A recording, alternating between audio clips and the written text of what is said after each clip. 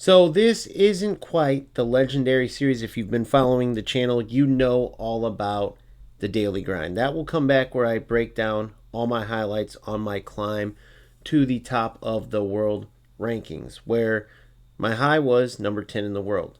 Now, I'm a little bit of a ways away because I haven't been playing UFL and I haven't started the daily grind series yet because I want to do a bit of climbing. When you go away, obviously your division's going to go down. You haven't been playing. So I want to get to that worthy level of opponents and we will get going on that. But there is still a lot I have to offer and I've hit the ground running. And I got asked why I was able to come in and just do that because UFL is quite a bit different than eFootball, which is quite a bit different from FC. You would actually say that UFL's the closest to FC out of all three games. But the reason why I'm able to come in and have success in UFL because the success level you have in UFL is totally different from FC, right? There's way more of, let's call it, the ratty stuff. The crosses are super OP, certain angle finesse shots. There's these 60-yard screamers. There's that angled shot off to the side of the 6-yard box. It seems impossible to go in, but it does. There's a little alley-oop type of through ball where you can head it in and the goalie just all of a sudden loses all his skill and lets the ball in. There's so much stuff that you have to learn to defend. Then you have to learn to defend UFL style because you don't have all the animations that you do in, say, an FC. So the defensive approach has to be a bit different. But what I've learned is that in UFL, you have to be a great player. You have to mix in skill because you can still play some beautiful football. The passing patterns you can do in UFL very much tied to the beautiful game. And so you have this very fun game where if you approach it correct and mix in some of the nonsense that's unrealistic, the ratty stuff, with skill, you're going to get positive results. And obviously, if you're a pure football fan, UFL is going to be tough for you because there's a lot of that nonsense that's unrealistic. But if you forego that and try to just play good football, you won't get very far. You won't get the results you want if you're a competitor as well, which is what I am. So the reason why I accept where UFL is at is because all three football games have nonsense in them. In FC, you're running around in circles until you can get an open shot. In eFootball, you have smart assists, so the AI is doing everything, including giving these diagonal through balls to the attackers, just literally slowing the defense down. Autocross is pretty similar to what's going on in UFL, where the attacker is going to win it and you're not going to be able to do a thing about it, so people will spam them, right? So, out of all three games, UFL is right in the mix. Now, as much as I wish they took, by they I mean Strikers, the development company of UFL, took some different turns along the way because at the initial release, the game had so much potential to be a great pure football game. With the manual approach to defense, the ability to play any tactics, which you can still play a wide variety, it was just a game that you had a lot of hope for. So I am disappointed at the route that they went overall, but with where the other two football games have gone, when you look at the nonsense that's in each game, it just fits the best with UFL where having fun meets a true football simulator. And that doesn't mean that having fun includes all the ratty stuff, because these rats that waste their time to do some of the stuff I see in all the games, especially UFL, it blows my mind. I don't understand how they can play a football simulator and have fun, win or lose. They could be undefeated even, which they never are. They're always the players that have self-demoted. They have these records that are like 150 and 170 or 50 wins and 80 losses or something crazy where they spend all that time losing on purpose and then just because they don't have skill just to go down in levels and do some ratty stuff against opponents. It's the craziest thing ever, but it exists, and by no means is that part fun. But the fact that you can do something like this 5-2-3 you see here, and if you do it well, you can compete and have success. You can't do that in FC. Now you can do that in eFootball more. There is more of a centralized meta there, more so than UFL, which is why I give UFL the nod, because you can have these different tactics. And there's also different ways to be a rat in UFL. If you see Holland in the center with some wingers, you know you have to be ready for constant crosses. If you see, let's say, a 4-3-3 and you got some great finesse shot artists on the wings, you have to know that you're going to expect players to dribble to try to cut in and constantly get that finesse shot. If you see players like Lampard, maybe a Bellingham in the central midfield area, but cheating forward, you better expect those 50-yard screamers. And what I love about it is even though those things are unrealistic, and that includes a lot of the ability perks, which I think are a great addition, even though many of them can look outrageous and not tied to true football at all. It just adds to the fun part of the game, and you are able to counter the rats by marking the crosses, marking the 50-yard shot or the finesse shot spammers. You can get on these players, and you won't always prevent these things from happening because the defensive animations are lacking. I hope that over the next year, 2 years, constant improvements on defense is added because animations alone could make this a much better game, right? There's no shoulder to shoulder tussle where the defender can overtake the attacker or the attacker can end up winning it, but the defender gets in there and puts a physical challenge on the attacker. There's just certain aspects of defense that you can't do right now, but even without those, there is skill in defending, and you absolutely can minimize what your opponents are able to do as far as both the ratty stuff, and then you have the skilled side of the game as well, which is the aspect that keeps this game relevant. You can absolutely do some amazing football patterns that are true to the game. The up, back, and throughs, give and goes, even some of the over top balls are true to football. So once you get good at that part and you're able, especially on defense, to handle the ratty stuff, but then do some of it when needed on offense, especially against park the bus players with crosses or finesse shots, since teams will have like the Great Wall of China in front of their goal, making it hard to break them down. Once you're able to mix that, you're going to be successful. Now, the easy part is understanding the ratty stuff, understanding when to throw that cross in those finesse shots or 50-yard shots and all that stuff that isn't true to football. That's the easy part to learn. And that's where a lot of these rats start and end, because if they can't spam all these things, they aren't going to be successful. Now, the one ratty thing that I haven't found a fix for is when magically you face opponents with terrible connection, even though you've had great connection the whole time, which is what I have typically in UFL. You'll get terribly ratty players, but then you also can't move. And in those cases, you might just have to accept the fact that you're not going to get a result no matter how much better than your opponent you are. And I say magically sarcastically because I have no doubt in my mind, just like when opponents disconnect, come back, which has always been a thing in UFL, right? I have no doubt that these types of players are affecting the connection to try to make up for their lack of skill. They have something like it in eFootball and FC as well. Those types of rats are the worst because it makes the game pointless. It would be equivalent to me playing, let's say, Messi one-on-one, but I break both of his legs before we play. There would be no point in me beating him. I could go brag about it afterwards. I can score goal after goal, but he has two broken legs, right? That's essentially how you feel when you can't move and your opponent's flying around the pitch. So, other than that, though, you can compete. And the hard part, obviously, being the skilled part, is what you got to put a lot of time into. First thing you have to discover is how you like to play. From there, you set up your tactics. First formation, and then the duties of the players, which is important. Positioning is everything, right? If you're going to go for a lot of crosses, you have to know which side you're going to cross from based on your players you have and your setup. And if it's both, then fine. But if it's not, you have to set up, let's say you have a two-striker formation, you have to set up the striker whether you want him at near post or far post. If you're going for finesse shots, and let's say you go with a 4-3-3, you have to decide which 4-3-3 to go with based on the way you like to build up. 2 CMs and a cam, 1 CDM and 2 CMs, whatever it is, right? And obviously part of choosing your formation, outside of just how you like to score goals and how you do best scoring goals, right, is the way you build the ball up. When your keeper has the ball or one of your defenders has the ball, how you work that ball up the pitch to create those chances.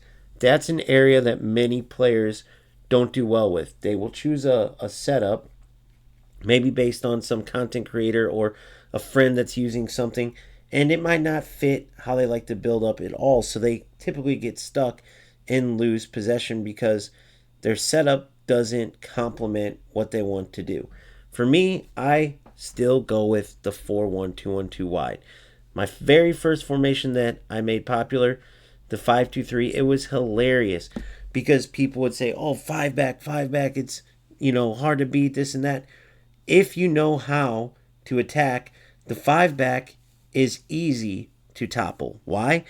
That defensive gap between the two CMs and the center backs makes it easy to dominate the most dangerous area of the pitch. If the team sits too far back, the finesse shots have always been powerful in this game. I think at one time they were nerfed down to where the keepers always saved them, but other than that, they've typically always been powerful. So these backs are going to have to close you down. Well, guess what? When the center backs step up to close you down, that's when you can play a through ball or dribble them because the lack of animations on defense. So in a 5-2-3, the reason why I was so successful had nothing to do with having five defenders that just made it hard for my opponent to score. It was actually my wing backs. And it was funny because at the time, none of my opponents could figure it out. I would even do my breakdowns and purposely leave out exactly how important the wingbacks were. I would put their duties in there, which showed them getting up the flanks, even though at the time that was uncalled for. Typically, just like in FC, you keep your UFL backs on full defense. But I would push mine up the pitch and they would recover great. And what it did was add this width in the attack that the opponents weren't marking because those center backs just ran freely up the wings. Then I would work them with my three central players and only one CM. I tried to always keep one CM back. They both had defensive settings, but I would always manually trigger one, take my three-pronged attack with my two wingers and striker, add in the two backs, right? And that's six players. So I'd work the ball around. Sometimes it'd be a cross to a Holland or whoever I had up front. Cristiano Ronaldo, very good at headers too. But a lot of times it would be me drawing the defenders out because they thought I was going to cross. And then I would work the ball in and score goals. However, finesse shot, regular shot, didn't matter, right? I would get pretty much automatic shots where I worked the ball in, and that was by pulling the defense out wide to where they were like, oh, wingbacks are up. I got to cover that player. Probably didn't even know it was my wingbacks half the time. Probably thought it was wingers. Then when they pulled their wingbacks out, I'd work the ball to that one CM I had, which that was his only goal, right? His only goal as an attacker was to receive the pass from the winger, play it to the front three, then I'd either work a quick give and go or just turn from that pass from the CM and shoot that way. I got to number 10 in the world doing this, and I shared my tactics and a lot of people adopted them, and they always did well. You can go back and look at those tactics. They would still do well right now. But I'm now using the 4-1-2-1-2 wide because of all the triangles. Everywhere on the pitch, I have triangles, and so I work the ball up in a tiki-taka fashion, sometimes putting it out to the wingers and letting them drive the wing if the opponent's leaving it open, obviously. So you still want to have width, which is good with a 4-1-2-1-2 wide instead of narrow because you have the two wingers still. But again, when I have it on those wings, it's typically the pull to the defenders out unless I'm going for one of my ratty cross goals to Holland. But taking away the crosses, I'll work the ball out wide, pull the defenders out, and then work it into the central area to get my chances. Typically through my cam, which is Del Piero, which the difference, in case you didn't recognize it from the 5-2-3, is that I didn't need to then pull one of my two CMs up the pitch. Now, the other problem with the 5-2-3, there's no CDMs. In this case, I have one CDM. Typically, I like to use two, especially in FC, but in UFL, I found that I just needed that one to split that area, right? I use that CDM to cut off that pass between, let's say, two strikers in a 4-4-2, between the cam and the one striker in, a setup where there's a cam. It might be the 4-1-2-1-2 narrow, whatever it is. And the only difficult part of that is when I cut off that one side between a cam and a striker, I have to be extremely proactive with my other center back to make sure that open striker, right, because they'll have a triangle. So one CDM can't mark both sides. I have to make sure I'm extremely proactive with getting my center back ready to make sure what that other attacker, if they get the ball, they can't receive and shoot the ball. So if you noticed, no matter what I am playing, I'm making sure that every part of the pitch is covered. I've learned where every player is important, and I make sure in those areas that that player does their job. It's no different than if when I played, I was a striker. I just made sure I did my job. The harder part on the sticks is you're controlling all 11 players. So you have to know, if you want to be successful, how those players work in whatever setup you use. And then you're responsible for making sure everyone, not just yourself, right? If you were playing, every one of these players are doing their job. Left back, right back, defensive mid, cam, two strikers, two wingers. For me in the 4-1-2-1-2 wide, right? I'm making sure that each of these players is in position and is doing their job. So, for instance, my wingbacks, they have to quickly mark those wingers and make sure they can't get crosses or can't cut in to get finesse shots. My center backs, they have to make sure that they're tightly marking the strikers so that they can't get an easy run on goal. No diving in, trying not to pull them out of position too much so the opponent can't get through balls, right? Defensive mid, making sure that he is disrupting the play between the 2 to 3 attackers in that central area, right around the arc outside the 18-yard box. Making sure that that area is covered so that my center backs aren't just exposed. He's the protector. Then you get into the cam and two strikers. They're working off each other simply to get chances on goals. A lot of times I'll play up to my striker, a quick layback to Del Piero, my cam, and I'll send that striker on the run. Even if I call him back, I might just send him on a run as a decoy. Wingers, their job is to provide support. They'll receive the ball through from Del Piero to maybe cross it, or they'll receive the ball and be able to cut in and finesse. I haven't been using much of those finesse shots at all, though, because once I work the ball out, I typically can lay it back into Del Piero or lay it into one of my strikers who can then get through on goal, or maybe even a 1-2 between my two strikers.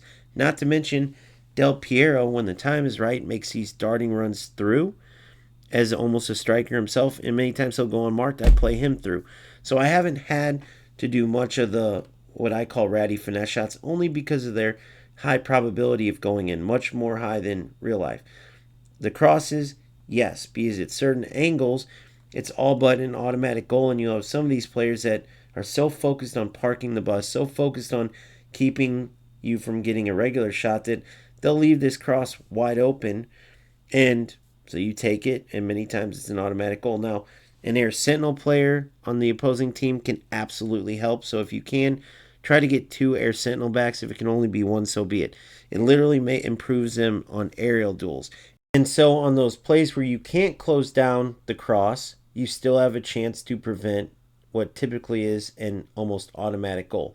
So the point of this video was to point all of you guys in the right direction. If you haven't set up your tactics based on how you want to play, if you copied people, go back in and really look how you like to build up and make sure your shape of your team, your formation, matches how you like to work the ball up the pitch. Then you look at the attack the same way. How do you typically like to create chances? If it's always down the center through passing patterns, you're going to want something with a cam because it fills in that gap perfectly and you can work great tiki-taka short type of passes to release your strikers or your cam to get shots on goal. If you like crosses, obviously you want wingers. If you're more of a distance shooter, you're going to want a cam, but you're also going to want more attacking-minded CMs that have the ability to hit those long shots, which is also where the ability perks come in, because the more you know your player's ability perks, the more you can get them in position to use those to help you out on the pitch.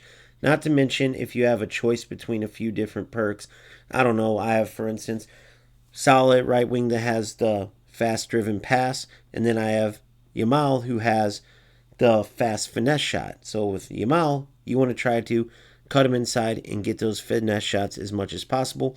With Salah, he still has great finesse shots, still a great player. Honestly, I start him over Yamal. I gave them both a shot, and Salah won the position out. But Salah is also excellent at quick passes in because he has that fast driven pass. And you can catch your opponent off guard by playing these quick passes, and they just won't be ready for that quicker speed. So you can get the jump on them and create more chances from that. So get to know all the ability perks, especially the ones that your players have. Get to know those first, but then get to know the rest as well, because you're going to have to learn to defend players that have these perks. Otherwise, you leave players open and don't know what they're able to do, they can obviously toast you. Start to understand all of these things. Then I will get into more detail with my tactics, and maybe they fit how you play, maybe they don't. I'll try to release a few, even though I'm only playing the 4-1-2-1-2 now. I will show you some of my other setups that work great in UFL. Even though the gameplay has changed, there's been a million patches, some of them better than others. Some of them we wish they never happened because they made the game worse. The tactical ability is largely remained the same, where you can use a lot of different setups and be successful. They just have to match how you play. So hopefully you guys are able to get to that point, and then we will go to the next step. The particulars of UFL. The defensive principles you need to be successful as a defender in UFL. The midfield principles with passing, with their movement, with when to trigger players to go forward and when to keep them in their position, keep them defensive, or keep them out wide, or wherever it may be. Learning those principles, and of course the attacking principles. Now, I have older videos that will no doubt help you, especially as a newer player, but there are nuances to each patch that comes out, right? With this current gameplay, there are certain nuances that won't be in those videos, but the general coaching points from those videos will absolutely still help you in UFL right now. So if you haven't seen those, make sure you check them out. Make sure you stay tuned for more UFL content, especially if you want to reach your full potential in this game. Obviously, winning and climbing is a lot more fun. You don't want to have to be one of these players that's demoting yourself because you can't handle the level you're at. You want to be able to play at the highest level in the Premier Division and dominate Showdown, and that's what I can help you do. Make sure you like this video. Make sure you subscribe to the channel. Join my Discord. It's free, and it's a great community full of players where we're constantly talking about UFL, eFootball, FC, anything about football. We are constantly talking about, and we want you on our squad. So join my Discord and check out my YouTube bio. There's tons of perks, memberships, merch, all kinds of things that support the channel, but that give you great benefits. I will see you on the next one. Peace out.